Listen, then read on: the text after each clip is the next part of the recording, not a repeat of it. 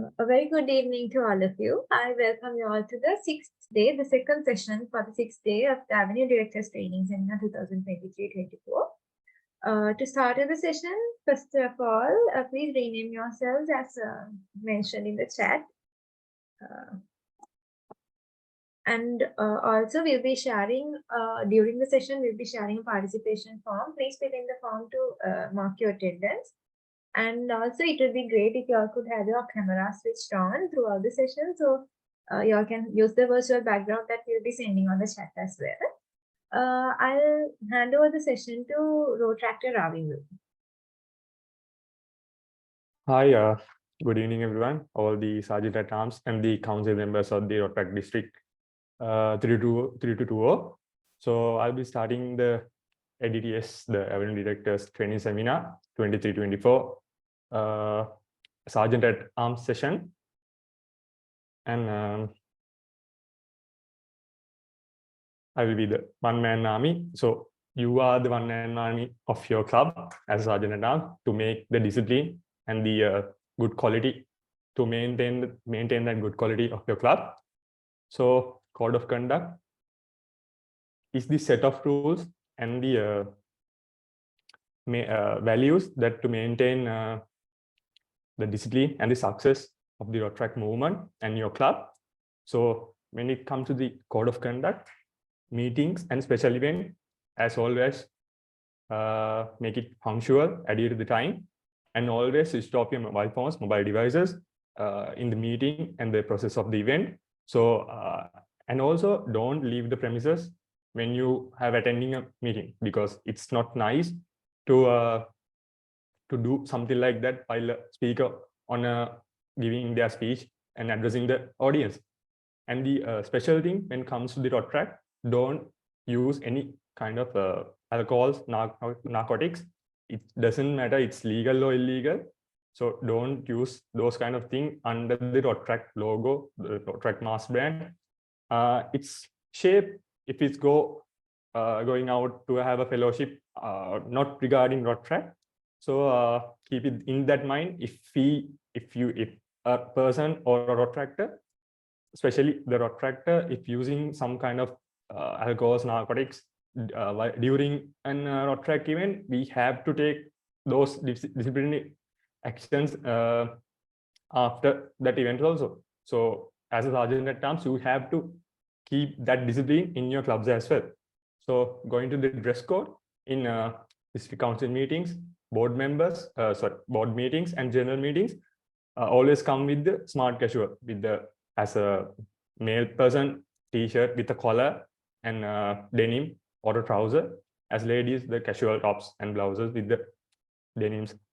So when it comes to the dress code in board meetings, general meetings, don't use the shorts or flip-flops, slippers, and those kind of like non-appropriate dress code to your events as well. And then going to the dress code in formal events like installations and Rotaract district assembly. So we are always use the national or the full suit to the formal events.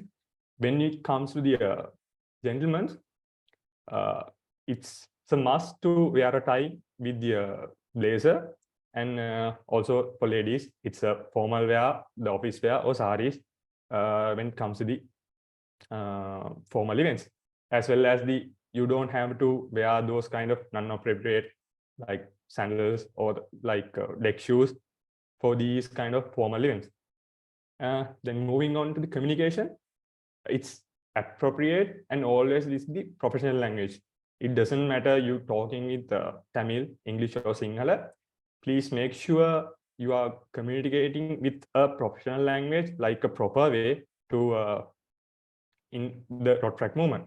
As always, use the emails to the use as the official communication method. So when you have circulating email, you have proof that you have said something like this. So make sure you always communicate through the proper way with the email.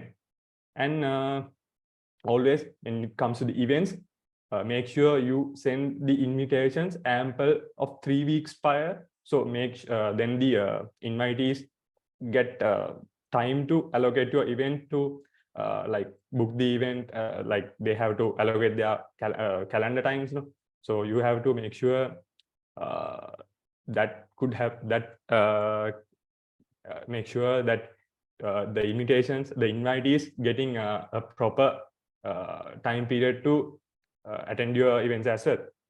When it comes to communication pathways in a club member should, when it comes like if you are doing an event or a project, so club member should directly talk to the board of director. Like if you are doing a CS project, so you have to talk to the club service director to in sort of that matter. So and then the club service director or the professional development director, so those kind of board of directors should communicate to this president or secretary in relevant than project or event. So when it comes to the like a complaint or something, this kind of thing should matter, not this pathway should always follow before a problem getting directly into president or secretary.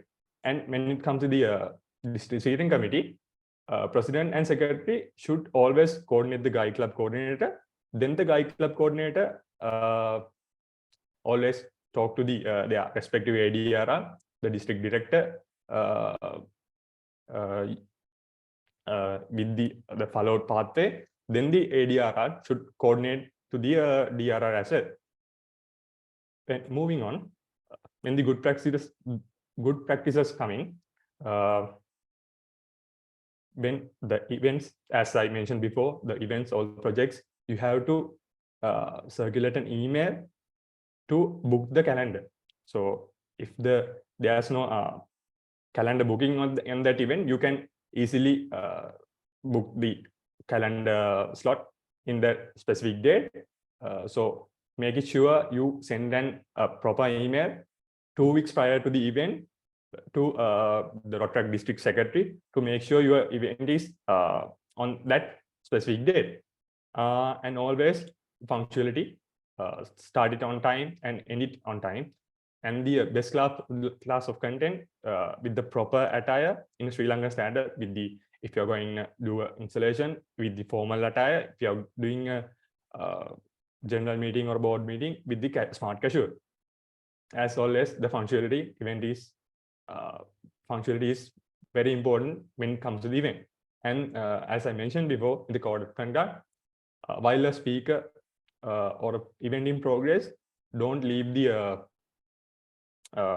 premises and speaker hold on the stage. It's like not appropriate when it's come to like a discipline Rotaract. When it's come to Rotaract as a very disciplined person in this movement. And complaining methods, when it's come to the club matter, you should always circulate email to the club president with the not in a verbal format, because you don't have any proof to given you said something like this. As I mentioned before, if the complaint is about the president, you should immediately raise the email to the Guide Club coordinator. So with the ADRR, the specific ADRR that allocated to your club. And if the certain complaint didn't take actions within 2 weeks, you can talk to the district Rotaract representative as an email with the related parties copy. So make sure all the complaints send it to the Guide Club coordinator and the assistant district Rotaract representative, the ADR, and the sergeant at arms on copy regardless. So that's for my presentation. So if there's any question, you can raise now.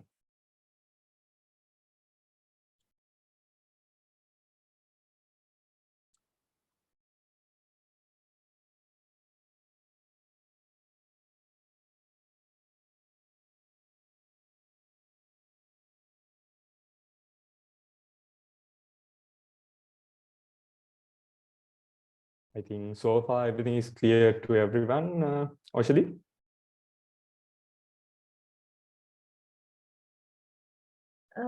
Yeah, so if there aren't any questions, are there any questions? Okay, if there aren't any questions, okay, that is a question. There's a question in the chat. Okay, in the dress code is sandals allow for general meetings. Yeah, it's not like the flip-flops or slippers, no? So you can allow sandals for general meetings as well.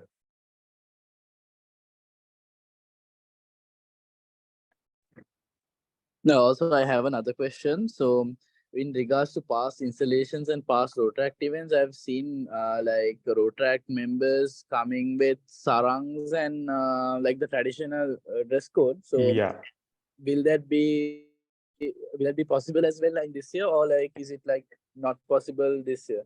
Yeah, so when it comes to those kind of events, like when it comes to like a Thai Pongal event, or if you are doing an installation or something, like doing like a Indian type of thing, or with kind of like a traditional some kind of thing, you can according the rest according to that theme. So it's no issue with going with that like the specific theme as a.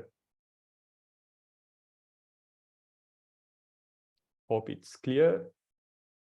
And also, with regards to the responsibilities, like when it comes to starting up the meetings and all those, will you be explaining it as that one as well, or how? Which means like for an example, like the collaring the president and like the basics. Yeah.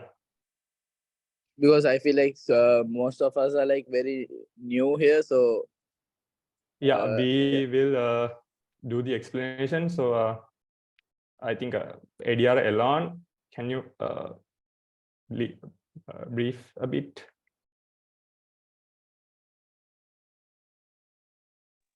Hi, so sorry, I am not in a position to turn on my camera, but then again, let me address your question.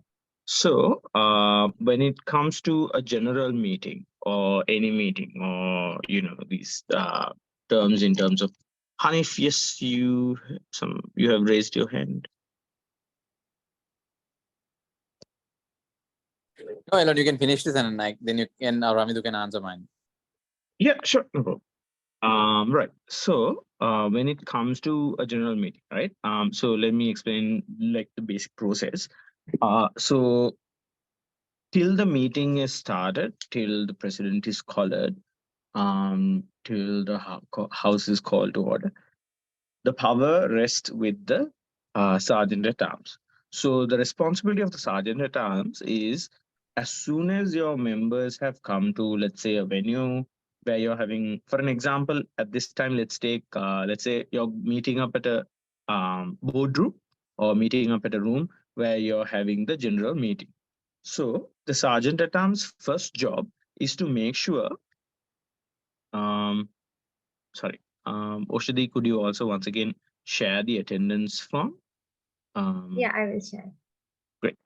So the first responsibility of the sergeant at arms, right? The sergeant at arms is responsible to making sure that the club assets are safe and sound and are readily available for a meeting, right? So what I mean by club assets would be the club banner, the gong, the gavel, and the charter certificate. Usually the collar is with the president, but if the collar also has been given to the sergeant at arms, then the sergeant at arms has to make sure that all these club assets are kept safe and are readily available to use when there is a meeting, right? Then before the meeting begins, while people are coming in and getting themselves settled in, the sergeant at arms has to make sure that and additionally, you also have the national flag if your club also has a national flag. If not, you can show up the national flag on the screen. But if that's the case, then the sergeant at arms, while people are settling in, you need to make sure that the national flag is put up, that the head table is arranged, basically where the president and the secretary sit. You need to make sure that the charter certificate is there. You need to make sure the club banner is in a place that is visible. Usually people keep it in front of the head table, or you can have it on the side next to the national flag as well. And then on the head table, there should be the charter certificate, there should be the gong, and the gavel should be with the sergeant at arms. And also the president's collar also should be at the table, right? Then, right before you start, maybe let's say 5 to 10 minutes before you start the meeting, before the time is allocated for the meeting's beginning, the sergeant at arms' responsibility is to make sure that everyone is seated and settled in. And by the time you're starting, no one is supposed to be walking in and no one is supposed to be walking out, right? So responsibility number 1 is to make sure that the club assets are there. Number 2 is to make sure at the meeting that all these things are put up in the right place. Number 3 is making sure that people are settled in for you to properly start. Then the next step would be at a general meeting level would be the sergeant at arms. Once he or she is sure that everyone is settled in and are ready and the president and secretary are at the head table, then he will knock twice with the gavel and say, I call the house to order, right? So by that, what you're meaning is that now it's in session and everyone needs to give their attention. That's basically what you're saying. So when you say, I call the house to order, you mean you require order, silence in the room till the entire process is done. Then the sergeant at arms will walk up to the president, will collar the president, then give, yes, Shaheen, I call the house to order. Then the president, then he or she, the sergeant at arms, he or she will collar the president and hand over the gavel. So by handing over the gavel, what you're saying is, I am giving you the authority and the power to conduct this session, to run the meeting, right? So those are the reasoning and whatnot behind and the responsibility of the sergeant. And while the meeting is going on, the sergeant has to make sure. Yes, Suhail, you have a question?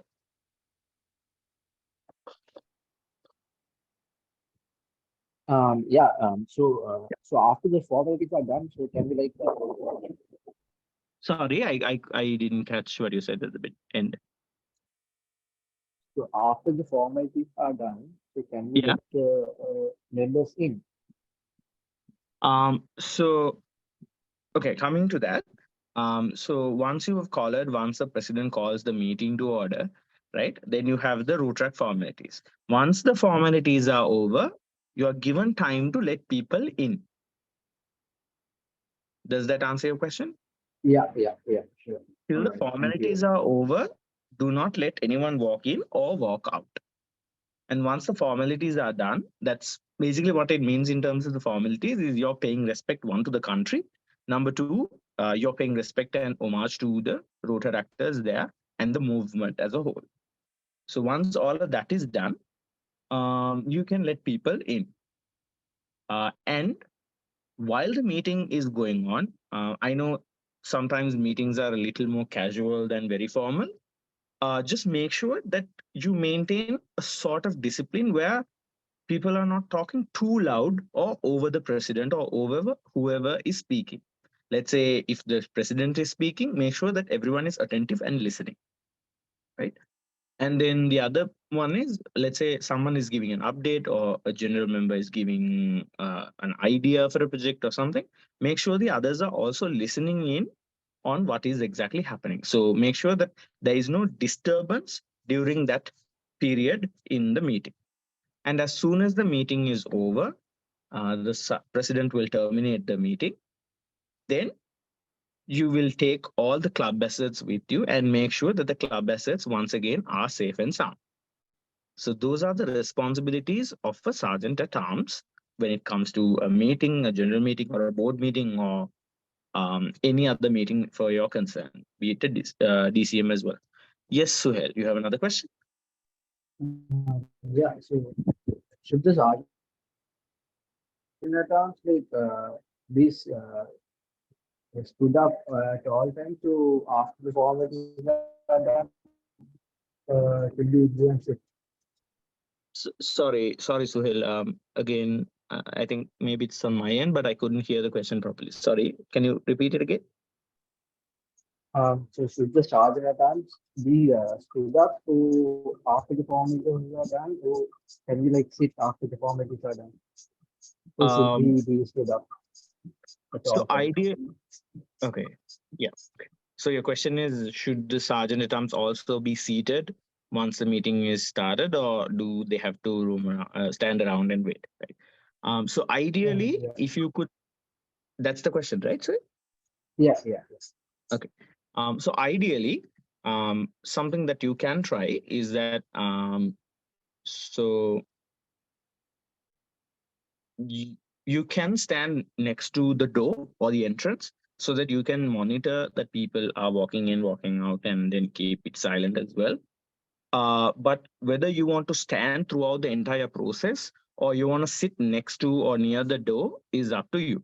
But ideally, you have to be closer to the entrance so that you can sort of make a note also of who is leaving, who is coming in, how many times X number of person has walked out and walked in, so that you can maybe if they need support or if they need some other concerns, you can always support them, right? So and also maintain a set of order in the meeting while the meeting is going on. I hope that answers your question. Yeah. All good. Thank you. Elon, there's a question asking if there is a particular document which has this info recorded and has recorded media, but like a PDF. Recorded media, PDF in the sense of. I think it's like a protocol document. Do we have a document? I think they're asking about A document with regards to sergeant. formalities. Yeah, in the formalities, yeah. Yes, I think we should have a document with the formalities. Ravindu, I think we can give that a DCM document, right? Yeah.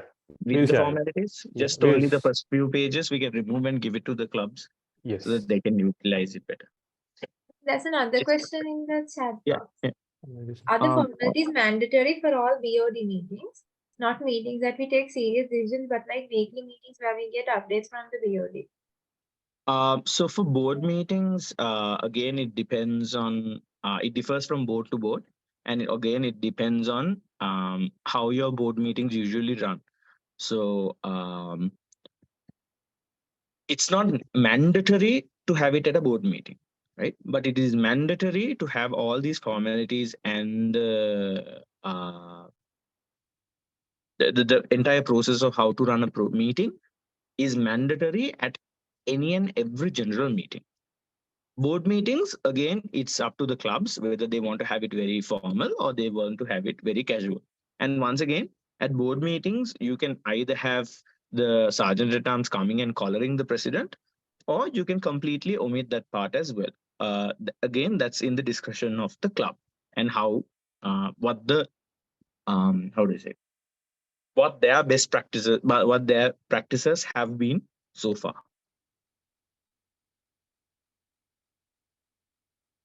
You're welcome. Hanif, I think Hanif had a question, right? Yes, Hanif, I think you had a question for Ravindu. Yeah. So, Elon, my question was, thing is, let's say, for example, let's say a club is getting revived or it can be getting chartered, for example. So on that case, who will be doing the collaring? It can be a transition meeting or it can be the installation. So who will be doing the collaring? Right. So this is when it comes to charter clubs, revival clubs, and those two, right? Yes. Yeah.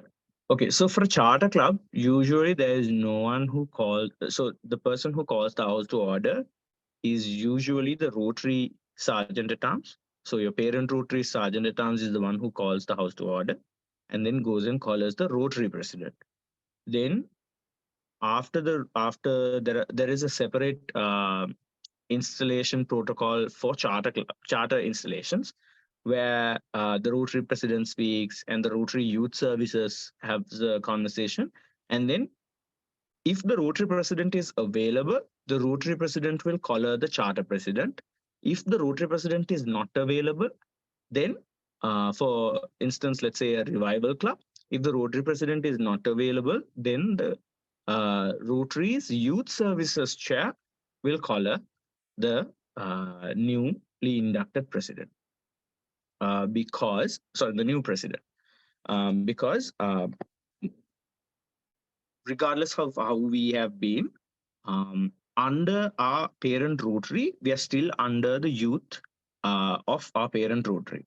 So in that case, it's either the Rotary president or your youth services chair who will be collaring you. This is for revival and charter clubs.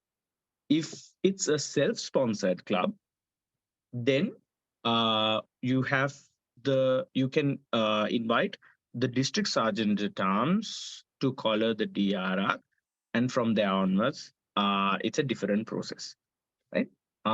So that is it. Hanif, any more questions? Okay, you were talking about transition meetings as well. Yeah. So what I meant was, let's say, for example, it's a revival club. Let's say, on that case, Elon, let's say now the outgoing, not a revival club per se. Let's say, for example, it's an inactive club last year. And 1 second. Okay, what you meant by is clubs. So President so or secretary not the inactive available club last year, and the president is not there anymore in the country or in the club. Okay. So what do we do then? So in special cases like that, so there are two options. One, if it's a so there are two people who can there are three people who can directly do the collaring. Once again, since it's a transition, what you can invite is, one is your youth services can come and collar you. I believe that happened once last year at a installation. I can't remember exactly when, which club. And then if the youth services is not available, then one of your past presidents who is at the meeting can collar the president. If that also fails, the club's vice president can collar the president. This is, I believe, to start the meeting, right?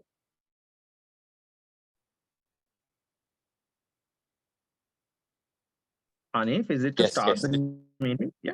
Yeah, this was the transition. Or it can be, transition or installation. Let's say if the outgoing president was inactive last year. Yeah. So if the outgoing president, you're meaning in terms of starting the meeting, or you're meaning in terms of actually inducting the president? Both. Both. Okay. So starting the meeting, the sergeant at arms usually collars whoever the president is. If your president is not available, maybe your past president can come and sit at the head table, but they will not be collared. But when you're inducting or collaring the new president, it can be done either by, again, your youth services, if they have been invited, or if your parent Rotary is there, your parent Rotary president. If those two are not available, then you can go directly with a past president if they are available. If the past president is also not available, you can go directly with a vice president. Does that answer your question? Yeah, Elon, thanks. That's another question. For yes. general meetings, is it a must to have like a head table if you're collaring the president and all that?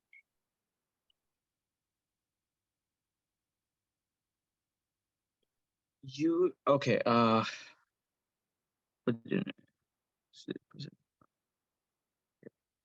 think there are two questions. Okay. So for general meeting, is it a must to have like a head table? So what I meant by head table is you don't have a lot of people at the head table, head of the table. It's basically to have your president and secretary seated right in front, so that they can address the members, the board of directors, and everyone in the club. So basically, they will be facing you guys. So it's recommended to have it that way so that it looks like a meeting rather than a lecture. Okay. And wait, that was not part of it. Yes, if it's a general meeting, it is very much recommended to go through. More or less, it's mandatory to have your entire Rotaract formalities running in. Simply because it's not just. It might look very redundant for you guys, but it's a practice that they get used to. That they get to know that these are protocols set in order, so that if there are very new members, they will also know, okay, this was the practice that was carried forward in the last couple of years as well. So we will carry forward in the new year as well. For general meetings, if by any chance the sergeant at arms isn't present due to unavoidable circumstances, who will do the process of sergeant at arms for that day? So for this, the president can appoint one of the vice presidents. If there, in the case of there's only one vice president and that vice president is also not available, then the president can appoint one of the executive board member to take over the role of a sergeant at arms. And by any chance, if you do have a past sergeant at arms in your club, then once again, the president can request the help of the past sergeant at arms to do the honors. Any more questions?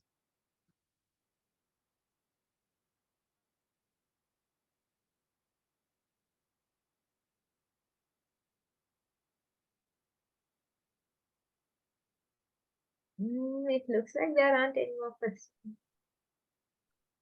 Yeah. I'm sorry that I am explaining this instead of Ravindu. It's just that I was a past sergeant at arms. So those are the questions that I also got, right? So going forward, I think I'll hand it back to Ravindu. Thank you, Elon.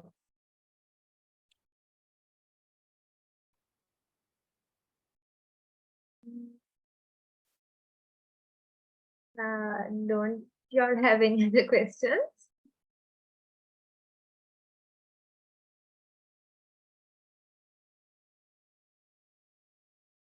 Okay, so if we don't have any questions, we can wind up the session, I guess. Thank you. So, wait, we'll have to take the photograph. So, can everyone switch on your cameras for the photograph?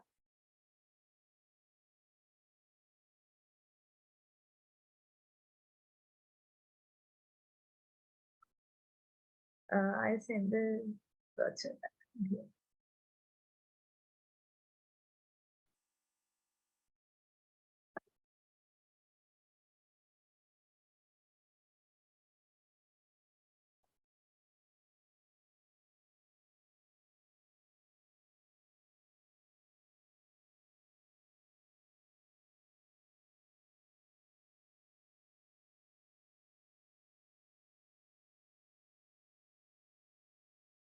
Even if you all can't use the background, it's fine. Just switch on your cameras for the photograph.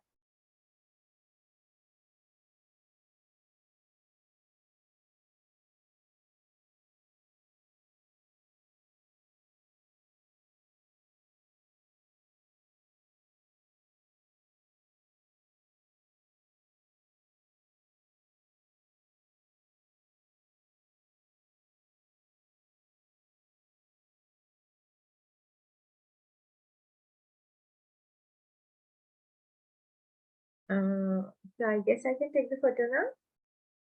Okay. Yeah, definitely, it's fine.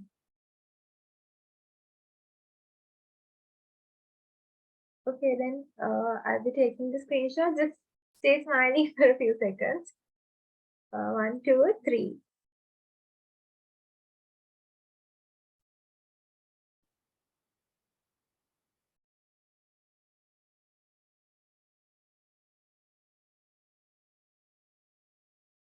Thank you. Thank you, everyone. Thank you so much for joining. And I hope you all clarified all your doubts as well. I think we can wind up the session. I hope you all have a good night.